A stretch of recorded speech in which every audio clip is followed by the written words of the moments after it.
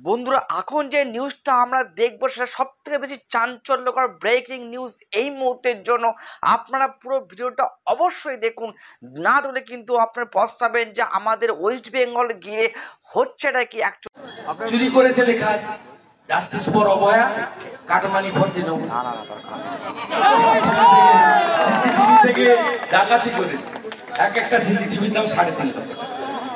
গতকাল ফিরাদ হাকিম বলেছেন এটা অনেক দূর যাবে, ওয়েবেলের সব মালগুলো ধরা পড়বে। গতকাল ফিরাদ হাকিম বলেছেন অনেকেই যোগাযোগ রাখছে, কিন্তু বিজেপির অনেকেই যোগাযোগ উত্তর দেব না। যিনি ইকবালপুর মোমিনপুরকে বলেন মিনি পাকিস্তান, যিনি দলিত কন্যা রেখা পাত্রকে মাল বলেন, নারী সমাজের প্রতি তার এই মানসিকতা, এইরকম লোকেদের প্রশ্নের উত্তর দেওয়ার কোন প্রয়োজন নেই। আর আমি তো ওর মালিককে হারিয়েছি, মমতা ব্যানার্জি। মালিককে বলবেন বলতে উত্তর দিন। আপনার সাম্প্রদায়িক উস্কানিমূলক বক্তব্য নির্বাচন কমিশনে গেছে কুণাল ঘোষ। হ্যাঁ, বেশ করেছে, গেছে, ভালো করেছে। বাংলাদেশে 596টা মন্দির ভেঙেছে, ইসকনদের ধরে ধরে জবাই করে। আমার রাজনৈতিক পরিচয়ের বাইরেও আমি একজন সনাতনী, আমি শ্রী চৈতন্য দেবের অনুগামী, আমি হরে কৃষ্ণ মন্ত্র আমার সঞ্জীবনী মন্ত্র বারে বারে বলি। আমার চিন্ময় কৃষ্ণ প্রভু আক্রান্ত হলে, আমার বৈষ্ণব, আমার হিন্দু সনাতনীরা আক্রান্ত হলে, আমার দুর্গা ঠাকুর কালী ঠাকুর ভাঙচুর হলে একবার নয় 1000 বার। বন্ধুরা, ভিডিওটা কিন্তু সত্যি খুব ভালো এবং শিক্ষামূলক ভিডিও। এই সমস্ত ভিডিও থেকে কিন্তু আমরা শিক্ষা পাই যে আমরা কাকে ভোট দেবো, কাকে ভোট দেব না। সুকান্ত মজুমদারকে শোকজ করলো নির্বাচন কমিশন। সুকান্ত মজুমদারকে শোকজ করলো, উনি উত্তর দিয়ে দিবেন, আমাকে করলেও আমি উত্তর দিয়ে দিই। কিন্তু ফিরাদ হাকিমকে শোকজ কখন হচ্ছে?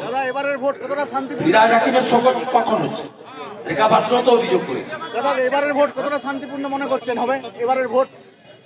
তৃণমূলের সঙ্গে লোক নেই। এই যে দেখলেন না 100, 150, 200 গাড়ি নিয়ে এসছে, সব আসানসোল বরাবরই পুলটি থেকে এসছে। এখানকার কোন লোক নেই তৃণমূলের সঙ্গে। লড়াইটা পুলিশের সঙ্গে জনগণের হচ্ছে।